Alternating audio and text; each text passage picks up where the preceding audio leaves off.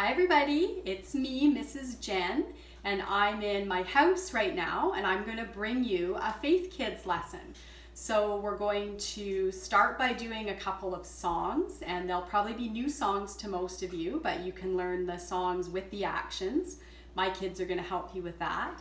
And then we're going to do a short Bible verse and craft. So I'm just going to tell you before we start what you're going to need. You're going to need your Bible and a piece of paper. Any old piece of paper will do. Some paint and a paintbrush. Or if you don't have paint at home, you can just use a marker. Okay, so those are the supplies. Maybe your mom or dad can gather those up for you while we go downstairs and sing a couple of songs together. Let's go. My God is so big and so strong and so mighty. There's nothing my God cannot do. My God is so big and so strong and so mighty. There's nothing my God cannot do. My God is so big and so strong and so mighty. There's nothing my God cannot do. My God is so big and so strong and so mighty. There's nothing my God cannot do. In the beginning, God made everything. God simply spoke and the world came to be. He sent a flood and made everything new. He parted the sea and let his people walk through. He helped a boy bring a giant right down. Joshua marched the walls bound to the ground. These acts of power are worthy of praise. But if you want to question my God and his way, I'll look you in the eye and say, my God is so big and so strong and so mighty. There's nothing my God cannot do. My God is so big and so strong and so mighty. There's nothing my God cannot do. Though we are sinners, he still gave us worth. God sent his son to live here on the earth. He healed the sick, he made blind men see. He let the lame walk and he set the world free. He died on the cross and he rose from the grave. He conquered sin, he is mighty to save. He went to heaven and he's coming back. God's word is true, but if it's attack, I'll look you in the eye and say, my God is so big and so strong and so mighty. There's nothing my God cannot do. My God is so big and so strong and so mighty. There's nothing my God cannot do. God the Spirit, God the Father, God the Son. 1 plus 1 plus 1 equals 1. God the Spirit, God the Father, God the Son. 1 plus 1 plus 1 equals 1. I want the world to know about my God. I want to live so the whole world can see that my heart has changed. I'm forgiven and new. If people need proof, may they see it in me. Let's look the world in the eye. Let's look them in the eye and say, my God is so big and so strong and so mighty. There's nothing my God cannot do.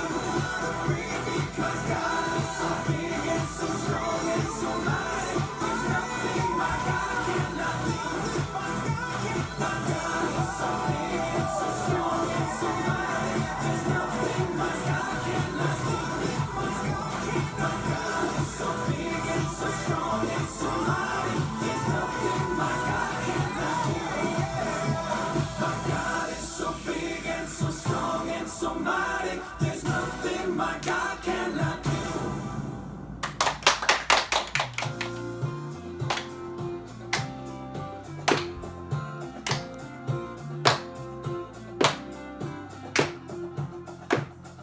The fruit of the spirit's not a coconut. The fruit of the spirit's not a coconut.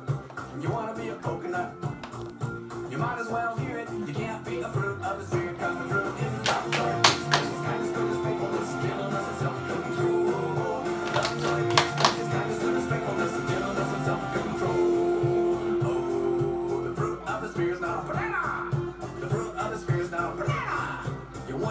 You might as well hear it. You can't be a fruit of the Spirit, cause the fruit is love, joy, peace, patience, kindness, goodness, faithfulness, gentleness, and self-control.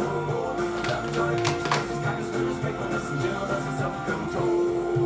Oh, the fruit of the Spirit is not a watermelon. The fruit of the Spirit is not a watermelon. You wanna be a watermelon. You might as well hear it. You can't be a fruit of the Spirit, cause the fruit is love, joy, peace, patience, kindness, goodness, faithfulness, gentleness, and self-control. Love, joy, peace, patience, kindness, goodness, faithfulness, and gentleness, and self-control. Oh, the fruit of the Spirit is not a lemon. The fruit of the Spirit is not a lemon. You wanna be a lemon? You might as well hear it. You can't be a fruit of the Spirit, because the fruit is love, joy, peace, patience, kindness, goodness, faithfulness, and gentleness, and self-control. Love, joy, peace, patience, kindness, goodness, faithfulness, and gentleness, and self-control. Oh, the fruit of the Spirit is not a cherry. The fruit of the Spirit is not a cherry.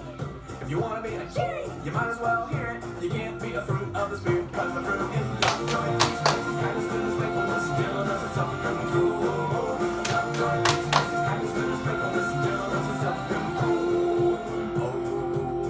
Okay, everybody knows that grapes come in bunches, so everybody get in big bunches. The fruit of the Spirit is not a grape. The fruit of the Spirit is not a grape. You wanna be a grape? You might as well hear it. You can't be a fruit of the Spirit, cause the fruit is love, joy, peace, patience, kindness, goodness, faithfulness, and gentleness, and self-control. Love, joy, peace, patience, kindness, goodness, faithfulness, and gentleness, and self-control. The fruit is love, joy, peace, patience, kindness, goodness, faithfulness, and gentleness, and self-control. Love, joy, peace, patience, kindness, goodness, faithfulness, and gentleness, and self-control. The fruit is love, joy, peace, patience, kindness, goodness, faithfulness, and gentleness, and self-control. Love, joy, peace, patience, kindness, goodness, faithfulness, and gentleness, and self-control. Love, joy, peace, patience, kindness, goodness, faithfulness, and gentleness, and self-control. Love, joy, peace, patience, kindness, goodness, faithfulness, and gentleness, and self-control. Okay, so I hope you had fun with those songs, and I'm pretty sure you can go on the church's YouTube channel and you can play those over and over if you want to really learn those actions. That would be fun for you guys to do. So now we're going to do a quick Bible verse and craft. So if you have a Bible with you, you can get it, and we're going to look up Romans chapter 12, verse 12. And Romans is towards the end of your Bible, okay? So, hold on here. I gotta find it. It's right after the book of Acts. And we're gonna go to Romans chapter 12, verse 12. So, I don't know if you can see this, or if Sarah, if you can zoom in, but chapter 12 and verse 12. And it says, "Be joyful in hope, patient in affliction, and faithful in prayer." So this is, Romans is a letter that Paul, the Apostle Paul, wrote to the church. And he's instructing the church, which is us. We are the church. He's telling us to be joyful in hope, patient in affliction, and faithful in prayer. And right now is definitely a time when we all need to do that, because this is a tough time for a lot of us. You guys are at home, stuck at home. You're not able to go out and do a lot of things, or you can't go to the library, you can't go to church, you can't go to the pool, and you can't see your friends. And that's pretty tough. That's what we would call an affliction, a hard time. So what Paul tells us to do during a time of affliction is to be patient, which is pretty hard to do, but we can do it, to be joyful, and to be faithful in prayer. So we're going to do a craft that's going to help you to learn a way that you can pray during a time like this, or during any time really. And so what you're going to do is you're going to take your hand, your left hand, so this is my left hand, and I'm going to tell you for each one of your fingers, there's a way to remember who to pray for during a time like this. So your thumb is the closest to your heart. So when you pray first, you can pray for the people who are closest to you. So that's your mom and dad, or your grandparents, or brothers and sisters, maybe whoever's in your family, or your really close friends. So then your pointer finger is often used to point things out, or to give instruction, or teach a lesson. So that means that you can pray for people like your teachers or your pastor or your Sunday school teacher, your FaithKids leader, whoever is kind of in a position of teaching you. And then your middle finger is the highest finger on your hand. And so that's going to remind you to pray right now for people who are in kind of a high position in our world. So our prime minister and our health minister, our doctors and our nurses, our healthcare workers, to pray for all those people who are in a really important position right now. Also the people who work at our grocery stores and our gas stations, those people have really important jobs right now. And then your ring finger is actually your weakest finger. And how you can test this is by putting your hand down, and when you lift up your fingers, you can lift them up pretty easily, but your ring finger is kind of harder to lift up. You can feel that it's your weakest of all of your fingers. So that finger is going to remind you to pray for people who are struggling. Maybe they're sick, or they've lost their job right now, or they're having a really hard time. So, and especially people who are sick with the particular virus that's going around right now. So that can remind us to pray for those people. And then your baby finger, your pinky finger, is the smallest one, and that's going to remind you to pray for yourself. And that's kind of a way to remind you to put others before yourself. So pray for others, and then pray for yourself for whatever you are asking of God right now, to help you to be patient and joyful, to be cooperative at home, to help your mom and dad out, to get along with your brothers and sisters. Those are all tough things right now. So you can ask God to help you with those. So to remind you of that, we're going to do a craft here. And Danielle is our demonstrator. She's going to make a handprint. So what you need is just a piece of paper and some paint and a paintbrush. If you don't have that, you can also just trace your hand with a marker. So Megan's going to help, and she's going to paint Danielle's hand with this green paint to make a handprint. So you can see it's a little bit easier than just dipping your hand into the paint to do it with a paintbrush. Does that tickle? No? Okay. Okay, so make sure you get all the parts of your hand, your thumb, your fingers, and then you're going to put it down on the paper to make your handprint. Okay. And make sure you push down on your hand so that every part of it gets stamped onto the paper. Lift it up, and there you go. You have your handprint. Okay, now we happen to have, go wash your hands. Then you wash your hands.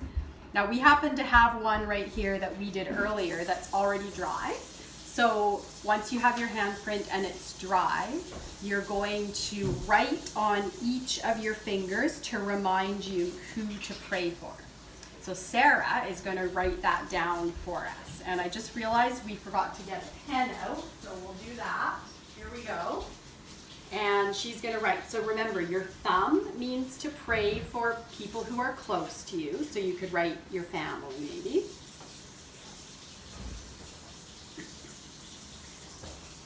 And then your pointer finger, you're going to pray for teachers and pastors.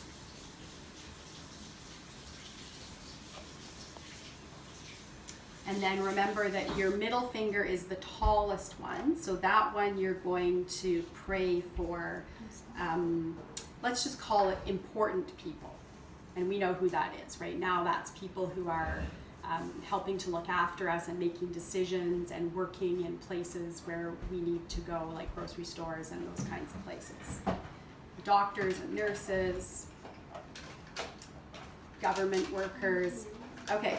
And then on your ring finger, which is your weakest finger, you're going to write maybe just people who are sick or need extra help right now, people who are struggling. And then your baby finger is yourself. So once you have that all written down, maybe your mom or dad or your older brother or sister may need to help you with writing out those words. But once you have that, you can either put this up on your wall or you can tuck it inside your Bible and remind yourself that this is a way that you can pray all the time, but especially right now, in the time that we're in right now. You can pray during affliction, and this will give you a little reminder. Okay? Thanks, everybody.